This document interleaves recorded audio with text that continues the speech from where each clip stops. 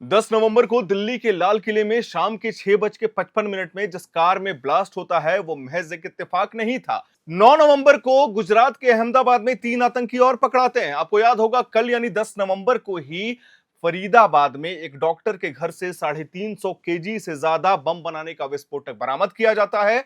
कई AK-47 होते हैं।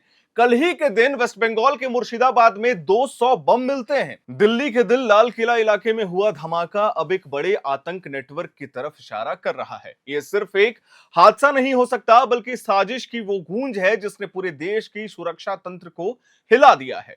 8 लोगों की मौत हो गई है, 20 से 25 लोग घायल हैं और एक ऐसी कार जिसने देश भर की एजेंसियों को सिर पकड़ने पर मजबूर कर दिया है। धमाके ने जिस कार का इस्तेमाल हुआ वो एक Hyundai i20 थी जो पिछले कुछ महीनों में कई बार खरीदी और बेची गई थी। पुलिस जांच में पता चला है कि कार सबसे पहले गुरुग्राम के रहने वाले सलमान नाम के व्यक्ति के नाम पर थी जिसने दावा किया कि उसने कुछ महीने पहले इसे बेच दिया था। इसके बाद यह कार देवेंद्र नामक व्यक्ति के पास आई और फिर पुलवामा के तारिक नाम के शख्स ने इसे 29 अक्टूबर को खरीदा है, यानी कि धमाके से ठीक 2 हफ्ते पहले। जांच एजेंसियों को शक है कि इस खरीद में फर्जी दस्तावेजों का इस्तेमाल हुआ था और तारीख की पहचान भी संदिग्ध मानी जा रही है। सीसीटीवी फुटेज में यह कार 3:19 पर लाल किला के पास पार्किंग में दाखिल होती दिखी और 6:48 पर वहां से बाहर जाती नजर आई। कुछ ही देर के बाद जोरदार धमाका हुआ जिसने आसपास खड़ी 3 और गाड़ियों को जला करके राख कर दिया है। धमाके की तीव्रता इतनी अधिक थी कि इलाके में अफरा तफरी मच जाती है। शुरुआत में पुलिस ने इसे सिलेंडर ब्लास्ट या फिर फ्यूल टैंक फटने जैसा हादसा माना, लेकिन फॉरेंसिक रिपोर्ट ने सब कुछ बदल दिया है। रिपोर्ट्स के सामने आया कि कार के अंदर कई ज्वलनशील रासायनिक पदार्थ था, यानी धमाका किसी केमिकल रिएक्शन से हुआ था। सबसे चौंकाने वाली बात यह रही है कि कार के अंदर से बम के पारंपरिक निशान जैसे मेटल फ्रेगमेंट या फिर बॉल बेयरिंग नहीं मिले हैं। इसका मतलब साफ है कि यह कोई आम विस्फोट नहीं बल्कि किसी नए प्रकार के केमिकल इग्निशन से हुआ धमाका था। दिल्ली पुलिस की स्पेशल सेल और NIA और क्राइम ब्रांच ने संयुक्त रूप से जांच शुरू कर दी है।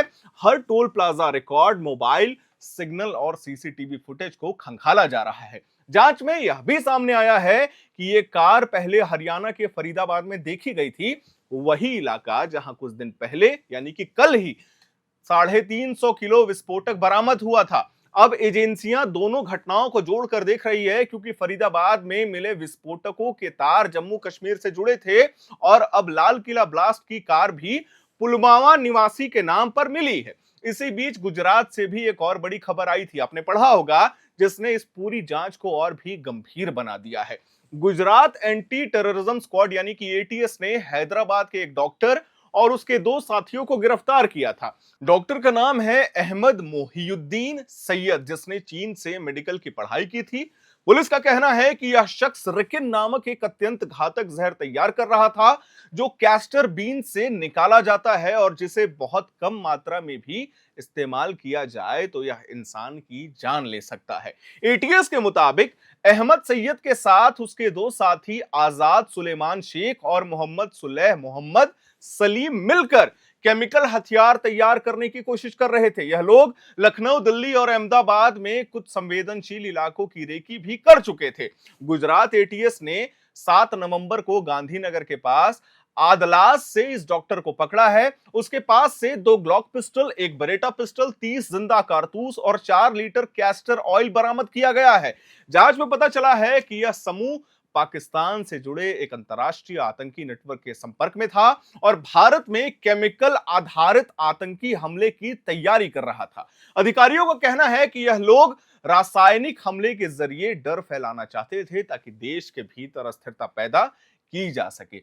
इसका दूसरा पहलू भी है।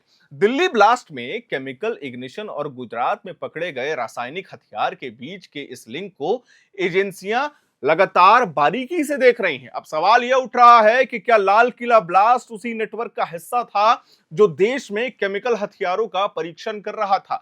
क्या दिल्ली में हुआ यह धमाका किसी बड़े प्रयोग की शुरुआत थी? इस बीच हम आपको बता दें, पश्चिम बंगाल के मुर्शिदाबाद से भी एक खबर आई थी जहां पे पुलिस ने 200 बम बरामद किए थे। यह बम एक पुरानी इमारत के बरामद किए गए और पुलिस का कहना है कि इन बमों का इस्तेमाल किसी बड़े आतंकी प्लान में किया जा सकता था। मुर्शिदाबाद लंबे समय से सीमा पार गतिविधियों के लिए संवेदनशील इलाका माना जाता है, हम सभी ये बात जानते हैं। और अब जब यहां से इतनी बड़ी मात्रा में बम बरामद हुए हैं तो ये साफ है कि देश के अलग अलग हिस्सों में किसी संबंधित नेटवर्क की तैयारी लगातार चल रही थी, क्योंकि ये महज एक इत्तेफाक नहीं हो सकता है। दिल्ली पुलिस के सामने अब 4 बड़ी चुनौतियां हैं। पहली, धमाके के वक्त कार में कौन था और कितने लोग सवार थे। दूसरी, कार को आखिर किसने पार्किंग में छोड़ा और उसके बाद वह कहां गया। तीसरी, क्या यह कार किसी आतंकी मॉड्यूल के पास थी जो दिल्ली या एनसीआर में सक्रिय था। और चौथी, क्या यह धमाका किसी बड़ी आतंकी योजना का बस एक छोटा सा हिस्सा था जिसका असली लक्ष्य अभी बाकी है। दिल्ली में अब हाई अलर्ट जारी कर दिया गया है। बॉर्डर इलाकों पर सघन चेकिंग हो रही है। दिल्ली से सटे नोएडा, गुरुग्राम और फरीदाबाद में सर्च अभियान भी लगातार चलाया जा रहा है। मेट्रो स्टेशन, रेलवे स्टेशन और एयरपोर्ट पर अतिरिक्त सुरक्षा बल तैनात कर दिए गए हैं। लाल किला और उसके आसपास का इलाका पूरी तरीके से सील भी कर दिया गया है।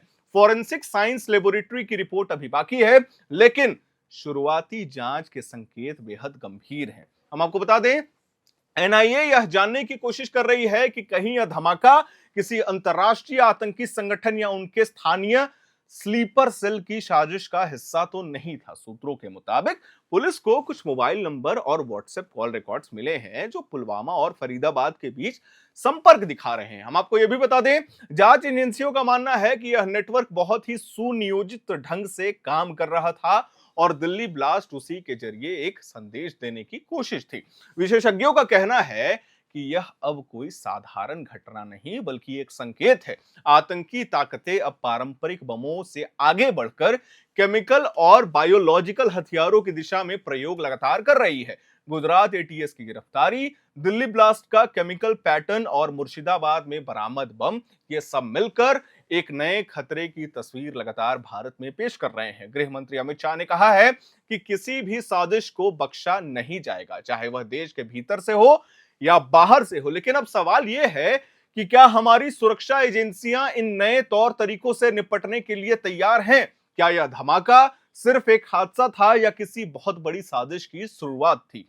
एक बात तो तय है, यह धमाका देश को फिर से याद दिला गया कि आतंक की आग अभी तक बुझी नहीं है। उसकी राख के नीचे सुलगती चिंगारियां अब नया रूप ले रही हैं, कभी कार ब्लास्ट के रूप में, कभी केमिकल हथियारों के रूप में और कभी छिपे हुए नेटवर्क के रूप में। इसीलिए अब वक्त आ गया है कि हम सिर्फ अलर्ट पर नहीं बल्कि पूरी चौकन्ने से रहें, क्योंकि अगली बार धमाका कहां होगा ये कोई नहीं जानता। एक सवाल हमारा आप सभी के लिए है, यह बात समझना होगा और जानना होगा।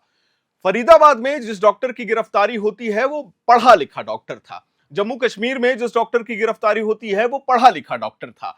गुजरात के अहमदाबाद में जिन 3 लोगों की गिरफ्तारी होती है उनमें से एक डॉक्टर था, वो भी पढ़े लिखे लोग थे। कोई गरीब नहीं थे, कोई अनपढ़ नहीं थे।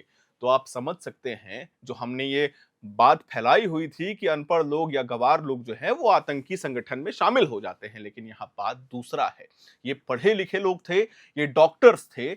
हमारा सवाल बस यही है कि एक ही समय पर भारत के अलग अलग हिस्सों में इन तरीके के सबूत मिलना, बम बरामद होना, AK-47 मिलना, ये महज एक इत्तेफाक नहीं हो सकता। लोग इसको शायद अभी इस तार से ना जोड़ रहे हों, लेकिन हमें ये पूरा भरोसा है कि आने वाले समय में ऐसा होने वाला है। और ये नेटवर्क जो है जिसका जाल ये लोग बिछा रहे थे, भारत सरकार उसको नाकाम कर चुकी है, विफल रही है। दिल्ली का जो हादसा था वो हम सबके लिए क्षति देता है, हम सभी उसके लिए आदर प्रकट करते हैं। ऐसा नहीं होना चाहिए था, हमारा सभी के लिए सम्मान है और हम उम्मीद करते हैं कि आने वाले समय में ऐसी घटनाएं भारत देश में ना हो। एक लोकतांत्रिक देश है, यहाँ सभी एक जैसे रहते हैं, सभी एक साथ रहते हैं, लेकिन इस तरीके की जब भी परिदृश्य आती है तो हमारा देश कहीं ना कहीं झुक जाता है। बाकी मैं उम्मीद करता हूं कि आपको हमारी ये जानकारी पसंद आई होगी। इस मामले पे जैसे जैसे अपडेट्स आएगा हम अपने चैनल के माध्यम से अपने दर्शकों को देते जाएंगे। कैमरे के पीछे मौजूद है मेरी सहयोगी रश्मि, मेरा नाम है हर्षित। वीडियो को लाइक करिए, शेयर करिए, चैनल को सब्सक्राइब करिए, देखते रहिए एयर नाउ।